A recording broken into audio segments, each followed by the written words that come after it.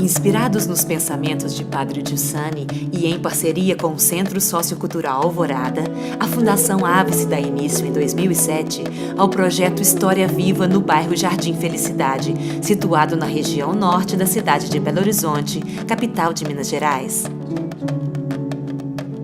O Jardim Felicidade é um bairro, hoje com cerca de 20 mil habitantes, nascido na década de 80. Pessoas que moravam de aluguel em favelas se mobilizaram para ter a sua casa, pois desejavam maior dignidade e superar as condições limitadas em que viviam.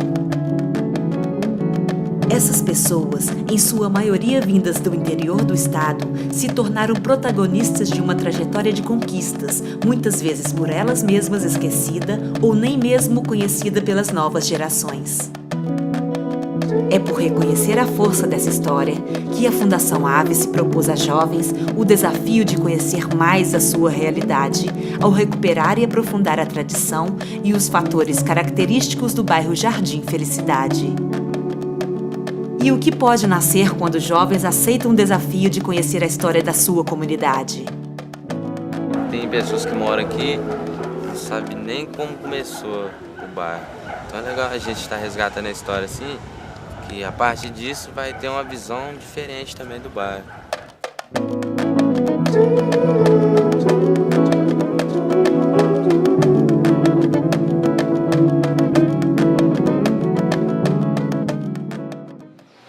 Eu cheguei aqui, a segunda vez que vim para Belo Horizonte, né, foi no 77.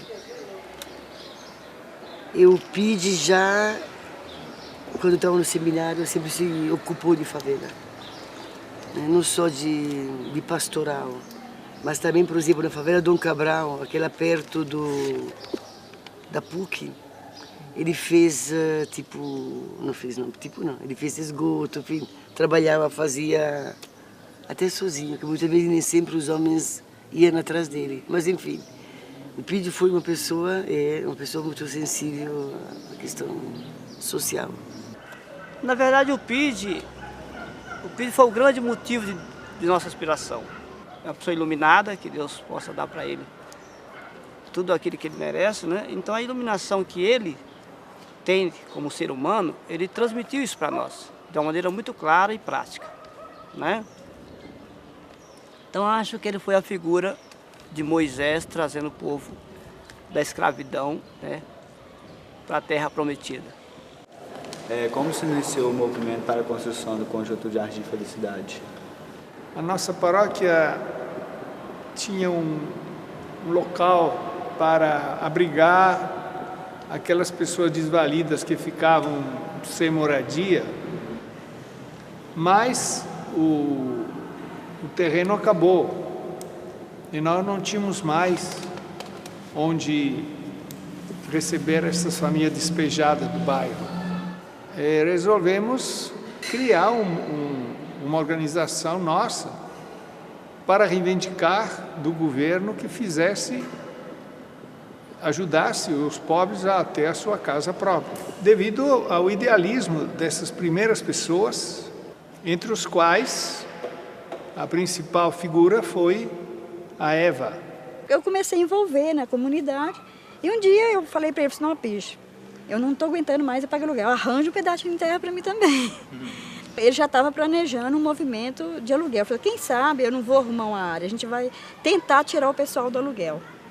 E agora a gente precisa de gente que tenha coragem para lutar junto comigo, né? Porque sozinho, e a gente tem que aproveitar agora esse momento, né, político, né? Porque aí, você topa, eu falei, tudo bem.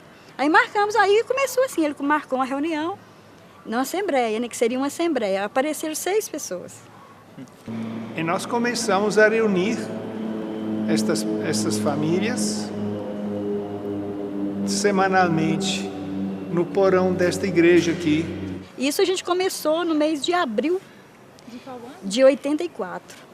Esse primeiro grupinho de 6 ou 7 pessoas, muito entusiasmadas, muito conscientizadas, sobretudo pelo exemplo da Eva, dividiram o bairro em pedaços.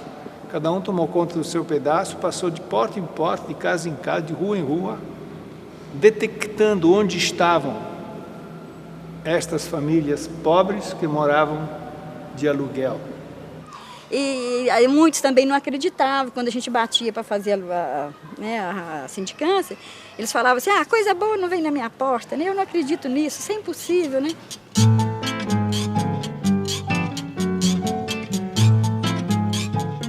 Acho que o bacana é a presença que eu estou tendo de todos que estão aqui no projeto e também a presença dos que passaram, que estão contando a história pra gente, assim.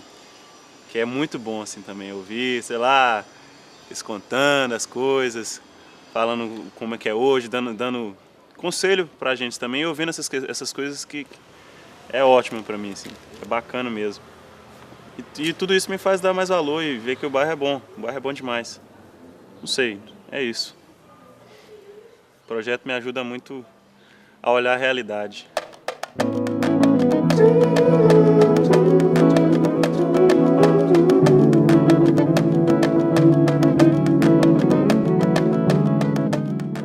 Nós pedimos então que cada um olhasse, desse uma volta aqui pela região toda, ver onde que tinha terreno para caber essa quantidade toda de famílias.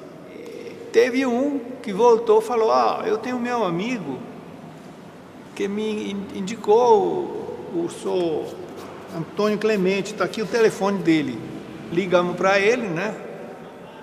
E mais do que depressa, ele veio me buscar de carro aqui com as meninas, nós fomos lá, mostrou o lugar todo, porque lá é uma fazenda que era herança de 12 irmãos.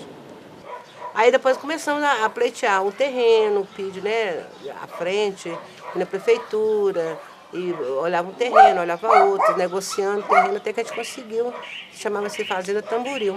Nós começamos com o 1º de maio. Na época era 1.200 famílias, aí o PID falou, não, é muito grande lá, nós já conseguimos 1.000, nós vamos tentar conseguir mais.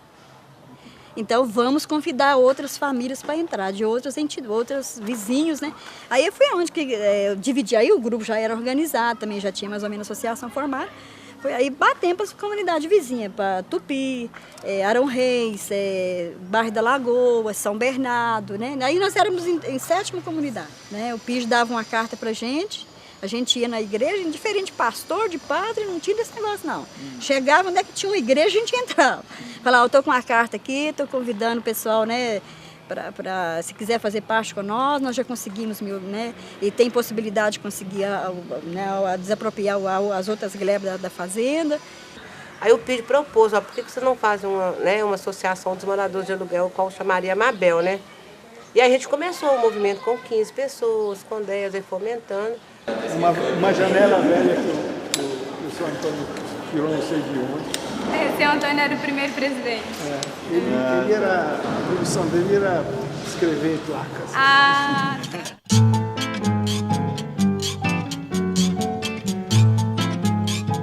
O que mudou em mim foi que não era maduro, assim, com alguns pensamentos. Os entrevistados, assim, falavam as coisas assim que deu para guardar dentro da gente, se vir como exemplo. De bom a gente quer guardar pra gente. Os exemplos de coisas ruins que aconteceram, a gente evita para não fazer a mesma coisa. E a emoção de estar nesse projeto é quando as pessoas estavam contando pra gente as experiências deles. Algumas pessoas se emocionavam. O mais interessante, quando elas se emocionavam, alguma pergunta que a gente fazia, a gente emocionava também, falava, ó, que legal.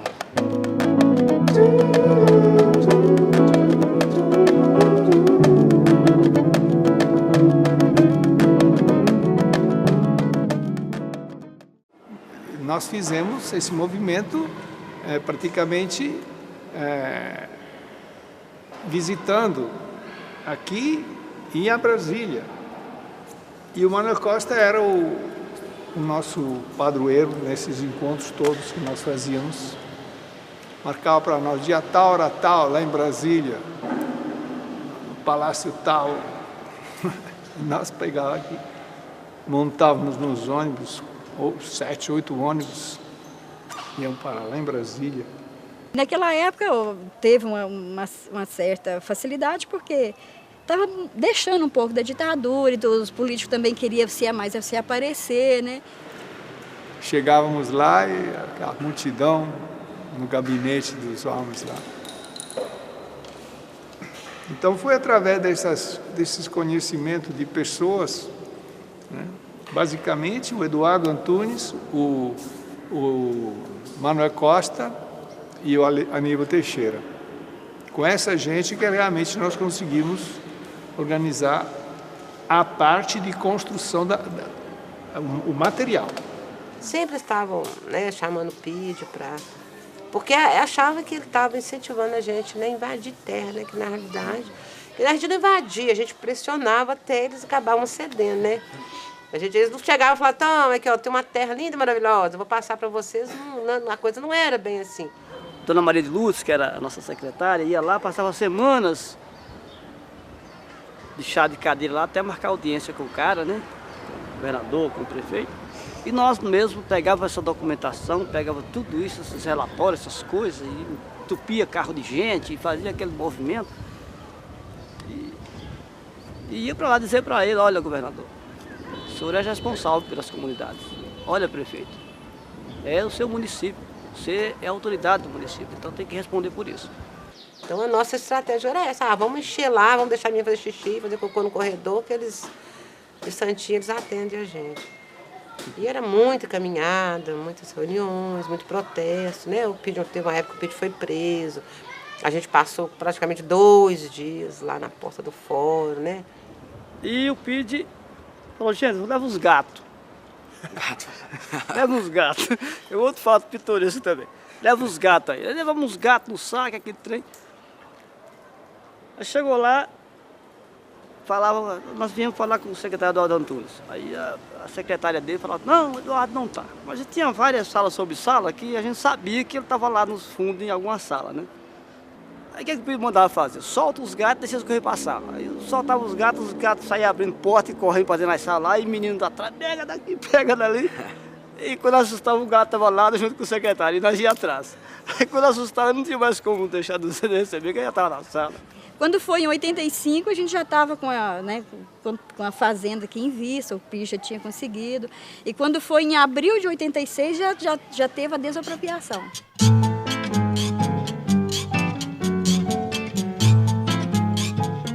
Eu acho que a partir do momento que a gente conhece a história do ambiente, no nosso ambiente de convívio, nós podemos fazer mais modificações, assim. Porque da mesma forma que eu conheço uma peça de madeira, eu sei como eu vou trabalhar nela, eu posso esculpir ela, sabe? Da mesma forma que se eu quero fazer que eu tenho um desejo muito grande, assim, de fazer algo para minha comunidade que o felicidade não fique só no nome, sabe? E eu acho que com essa história assim na bagagem, eu posso fazer alguma modificação no meu bairro, com certeza. E o que essas pessoas me falaram, assim, que eu posso levar para a vida, essa coisa assim, de persistir no que a gente quer, sabe?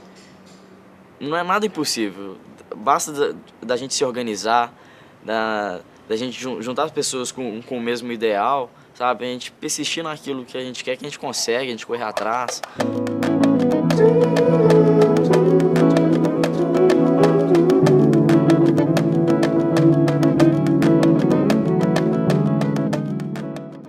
Aquela árvore era o ponto de referência nosso. A gente andava o mato inteiro, Aí, ó, tá hora assim, debaixo da árvore. A reunião é debaixo da árvore. O ponto de referência era a árvore. A gente colocava uns paninhos brancos no bambu e mandava alguém subir e botar na árvore. Aí o pessoal via o paninho branco, tem reunião, 4 horas. Legal. A árvore era lá. A primeira missa foi feita ali, debaixo daquela árvore ali. E aí tinha topografia para fazer, né? Tinha tudo, né? Tinha fazenda, né? Porque o prefeito tinha desapropriado. Mas aí como que seria agora a construção? Então, assim, a topografia teve uma ajuda muito grande da comunidade. Agora, é lógico que a gente, né, a Aves ajudou, outras entidades ajudaram. Só que você vê, o custo é muito grande, né? Então, assim, foi tudo com muita dificuldade. A prioridade não era se o cara tinha chegado ontem, ou tinha chegado anteontem, ou tinha chegado um ano. Não era o tempo que participava da reunião, não. Era o número de filhos que ele tivesse. A gente veio para cá, aí começamos a primeira gleba, essa nossa aqui, né, que a gente está nela. E as primeiras ruas foram abrindo. A princípio, a gente conseguiu material com o pessoal do Prohabitação, né? Aqui era um galpão também, mas foi demolido. Era um dos galpões. Eram guardados os materiais. Lá era o depósito da prefeitura do material, que o pessoal vinha com que tinha direito a, sei lá, não lembro mais, 1000 tantos tijolos, você trazeria a buscar. Eram 2 cômodos com um banheirinho pequenininho, né? Que era um embrião normal, com 18 telhas, 1.500 tijolos, 19 sacos de cimento. Era uma coisa padrão, todo mundo recebia. Só que depois a coisa foi expandindo, foi ficando muito grande, a dificuldade começou a aumentar em relação ao material. A gente pegou e passou só o lote. Ele sorteou os lotes sem abertura de rua, porque já piquetou lá, sabe? Foi piquetado e sem abrir a rua ele já... Mas o povo estava tão treinado que todo mundo já sabe, já conhecia, cada um já pegou seu lote, já abriu rua, já abriu o lote e abriu a rua. Um sofrimento conseguir que o arquiteto lá desse o plano daquela gleba em tempo para começar, porque nós éramos rápido demais. Nós, dentro de 1 mês e meio, nós acabávamos uma gleba e começava outra. Eles não tinham a velocidade para nos acompanhar com os projetos. A gente tinha 45 dias para entregar, né? Por exemplo, essa gleba tinha 45 dias para entregar. Porque tem um cronograma marcado. Quer dizer, primeiro fim de semana tinha que abrir os alicerces. Segundo fim de semana tinha que encher os alicerces. Terceiro fim de semana tinha que chegar a parede no meio. Quarto fim de semana tinha que rebuçar a parede até lá em cima. Quinto fim de semana tinha que pôr o telhado. Sexto fim de semana tinha que pôr a instalação elétrica e luz. E sétimo fim de semana o cara entrava lá dentro. Se caso a pessoa não conseguisse, aí passava para aquele outra pessoa que estava na fila, aí a pessoa ficava para o próximo sorteio. O sorteio era feito, a gente colocava, quando as quadras estavam liberadas, a tratora vinha, liberava as quadras, aí o PID numerava as quadras e a gente colocava os nomes de todas as pessoas que faziam inscrição, colocava no saquinho e fazia no sorteio. Né? Tinha uma sirene, dava aquele apito, então terminou. Aí reunia todos os fiscais e davam conta da situação. Lá no lote tal, o sujeito não apareceu, não. Então, na reunião da quinta-feira seguinte aqui, era substituído. Tem gente que foi substituído já com o telhado em cima já. Então, ele ia entrar na próxima rodada. Mas só se não respeitasse o prazo, ele era rigorosamente substituído. Mais no final de semana mesmo. Mais no final de semana. E meio de semana só quem podia vir mesmo. Mas sábado, domingo era até bonitinho, sabe? Era igual formiguinha. Todo mundo carregando seu tijolinho, todo mundo, sabe? Assim, você vê que tanto de casa, assim, todo mundo ali trabalhando. Era muito bonito isso aí. Era gratificante ver todo mundo ali trabalhando. A gente era muito unido. Nossa Senhora, porque parecia os cogumelos, porque o tijolo é a mesma cor da terra, né, vermelha. Então você via assim, todas as casinhas subindo, assim, parecia cogumelo que nascia e o povo parecia, sei lá, tinha um caminhão PID lá em cima que orientava o pessoal, né, para dava as regras, né, de técnico, de arquiteto. Era muito bom. Era uma festa, muito bonito, porque era criança, era mulher, era homem, era... Nossa... Deu um trabalhão medonho durante esse... Mas também foi rápido, porque dentro de 1 ano e meio foi feito aquele bairro todo lá. Eram 3.000 famílias. Porque 500 famílias entraram depois, devido ao fato que foi invadido as áreas verdes.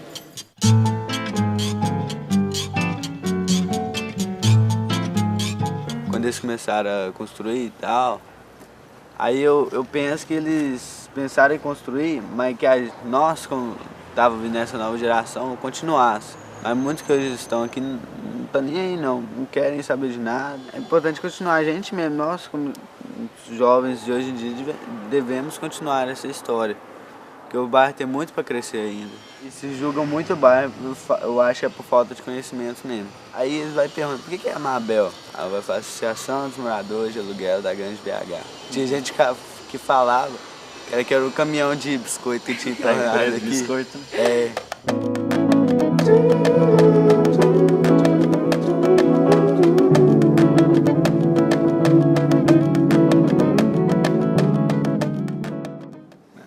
Se nós ganharmos a nossa terra, como é que nós vamos chamar ela?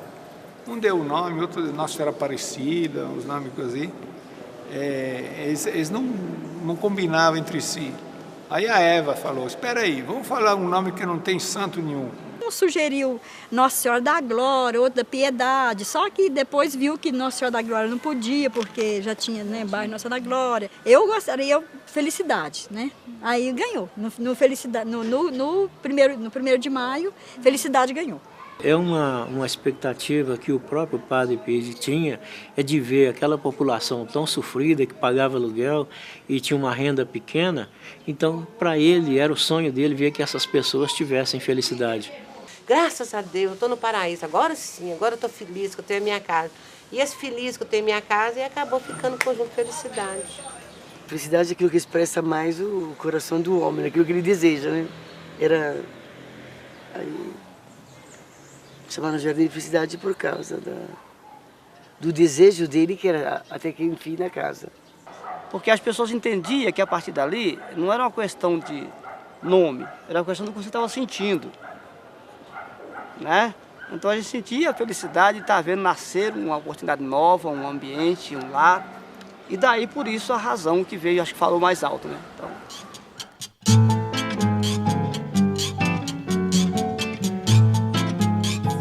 Pega a experiência do outro e se for uma experiência boa, você acho que você tem que continuar a aprender.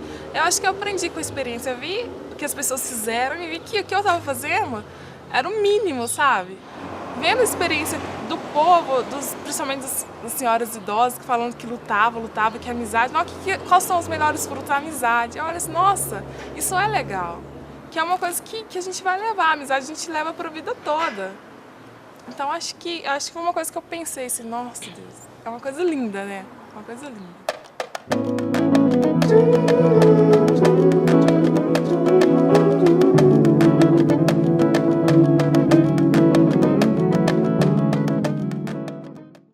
De montar uma associação comunitária, porque nós tínhamos que, a gente não poderia colocar o pessoal aqui e fazer, né, jogar, deixar lá, nós tínhamos que dar pelo menos um mínimo de assistência possível. Então foi onde que a gente começou. Aí nós entramos em contato com o Jadecon, né? Porque o Jadecon já existia, lá no 1º de maio. As pessoas que era a Eva, a Neuza, que era do 1º de maio, aí, juntamos com a nossa diretoria aqui, nós fundamos a ABAF, né? Que foi em 86, 87. Todas as melhorias que apareceram,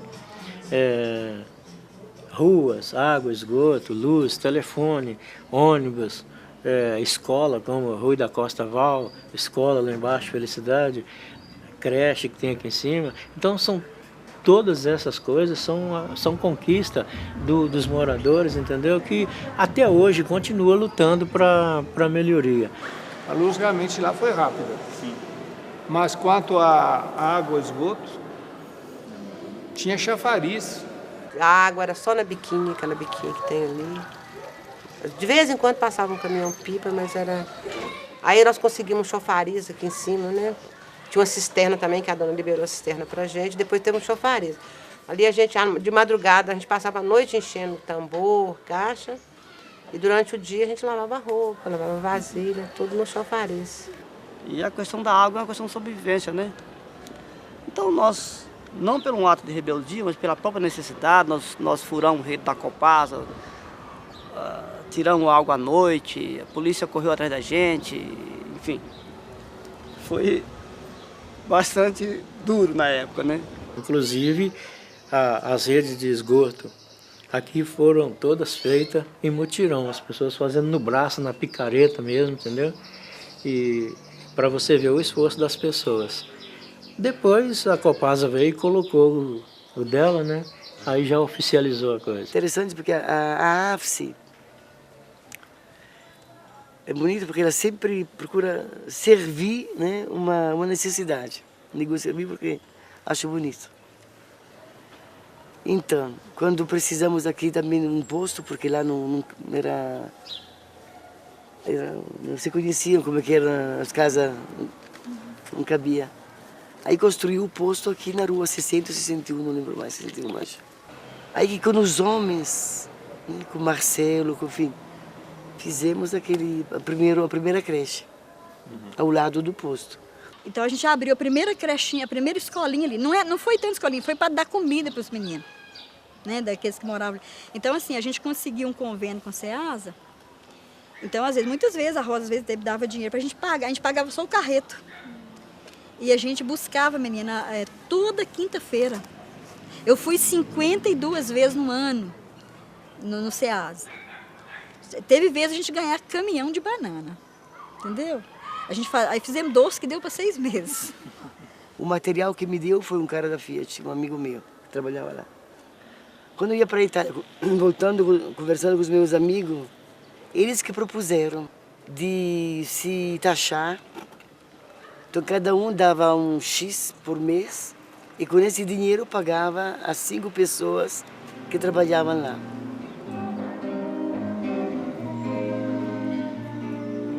Se a gente grande soubesse quanta paz, o que consegue a voz mansa, bem que faz, quando ela sai feito preço e vira flor, num coração de criança. A gente grande que tira sem pensar, o meu brinquedo na mão que vai chorar, tirou de um músico a lira sem saber, interrompeu a canção. Ô gente grande, eu queria ser um dia todo igualzinho a você. Ô gente grande, eu queria ser um dia todo igualzinho a você.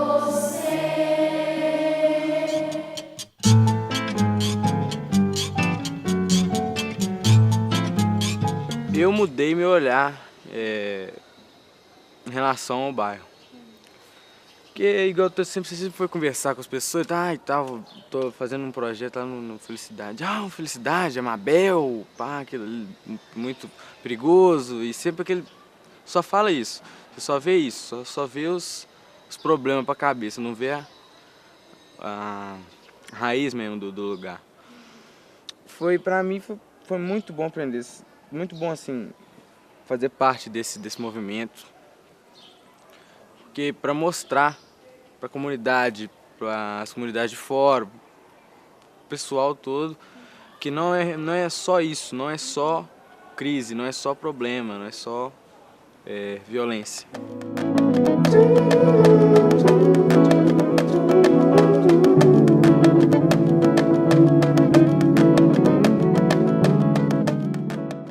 Hoje, se eu pudesse mudar, eu mudaria a questão do conceito em relação a essa comunidade, da própria sociedade. A sociedade, às vezes, coloca a gente na posição que, na verdade, a gente não é. Olha esse bairro aqui, como era, como é agora. É um sinal, né? Quais são os frutos? Frutos, eu acho, se você olha as casas, que o pessoal investe, eles mesmos acreditam. Que tem violência, tem, mas onde que não tem, né? Você não encontra segurança em delegacia, você não encontra segurança na Polícia Federal, no Exército, em lugar nenhum. A onda da violência, ela só acaba a partir do momento em que eu, você e todos nós conscientizarmos que a outra pessoa ela é como nós, ela sofre as mesmas dores que eu e você sofrem. Então, a partir do momento em que nós colocarmos na nossa cabeça que nós não podemos atentar de violência contra a outra pessoa, assim o mundo mudaria. A comunidade só muda se todo mundo se unir, né? Porque, por exemplo, falar que não tem jeito de tirar a violência da felicidade, tem sim. Basta agora, para isso vocês têm que fazer um trabalho de base e enfrentar mesmo, né? Agora, é perigoso, Agora, se vocês não conscientizar disso, se a comunidade nunca vai cada vez pior mesmo. A luta que até hoje ela ainda não é uma realidade, a luta pela documentação das moradias, que nós ainda não temos em mãos, né? Então, essa luta ainda é um fato que a gente tem que resolver. Com a criação do bairro começa a limpeza, né, das árvores, aquela coisa toda, começa a entrar esgoto e aí acaba com aquela maravilha, né? E aí que eu volto a falar o seguinte, que as pessoas começaram a usar o córrego como ponto de jogar lixo e tudo, e aí avacalhou. Que até hoje a situação do córrego é a mesma. O córrego era limpinho. Você via as pedras, sabe? Você via a pedra. Hoje está com a poluição terrível lá. Mas você acha que foi as pessoas? Foi nós mesmos, foi a gente mesmo. Cada um jogava um saquinho, um lixinho, cachorro morto, de vez em quando cachorrinho morto. De vez em quando um cachorrinho morto, de vez em quando uma galinhazinha, um gatinho, assim, foi poluindo. Ali até mochila, televisão. Tem uma caixa de descarga ali.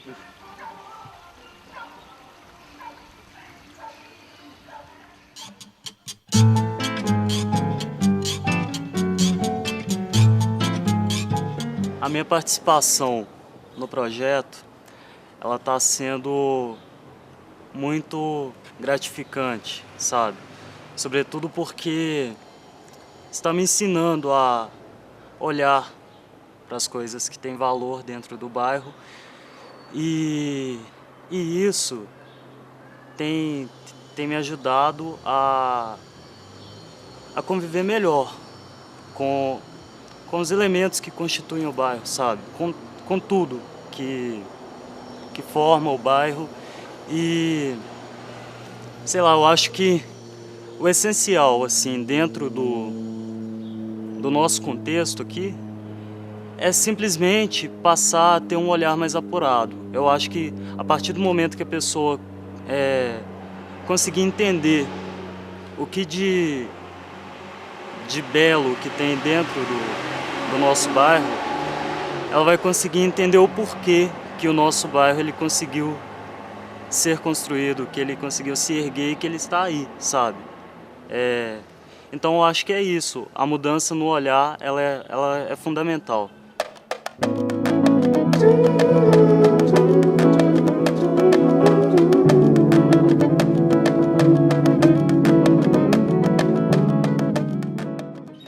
Olha, se foi assim um trabalho heróico, eu considero que o herói disso aí foi, na realidade, o criador de todo o projeto, que foi o Padre Pídio.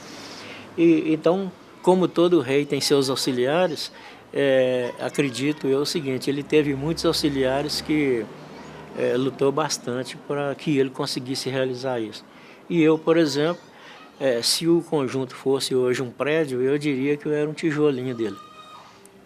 Eu acho que meu coração ficou mais manso, ficou mais brando, eu comecei a, sabe assim, a pensar mais, né, no ser humano e tudo, que que a gente, nesse mundo a gente não é nada, a gente tem que ajudar o próximo mesmo. Então, para mim, foi uma lição de vida muito grande. E aprendi muito, né? Então a gente está sempre aprendendo, né? Porque a vida é uma escola, né? O que move a gente a entrar é o amor mútuo mesmo, né? É a indignação, né? De ver que alguém pode fazer alguma coisa e não faz, né? Porque você vê que o quanto que esses políticos, né? Mesmo a igreja, né? Vamos criticar aí nós mesmos, né? Que somos igreja, né? O que pode fazer e não faz. Você olha a tua tradição, valoriza ela, tira as coisas que não entendeu, mas você pega na mão. Porque se você, o menino, à medida que cresce, não faz isso, as coisas vão... Também quando você fica em pé sem enfincar os teus pés numa história, uma tradição, não dá. Você é levado para cá e para lá. Por causa que o futuro ou o presente, né, depende da consciência que você carrega do passado, de verdade. A gente lê tanta coisa ruim na história, né? Agora, é bom na história ver também as coisas boas, porque ela pode te ajudar a você fortalecer um ideal, né? Mesmo que você viva num mundo materialista, sem ideal, sem justiça, mas se você tiver o respaldo de uma história que demonstra o contrário, aí você adquire coragem para ir contra a corrente. Tomara a Deus que daqui a 1 ano, ou 2 ou 5 anos, se nós formos contar uma história ou recontar essa história, a gente possa estar contando histórias melhores, né? Com iniciativas melhores, com fatos que possam resgatar a gente cada dia mais, resgatar a nossa dignidade, né? Como ser humano, e se afirmar como comunidade, né? Cada dia mais.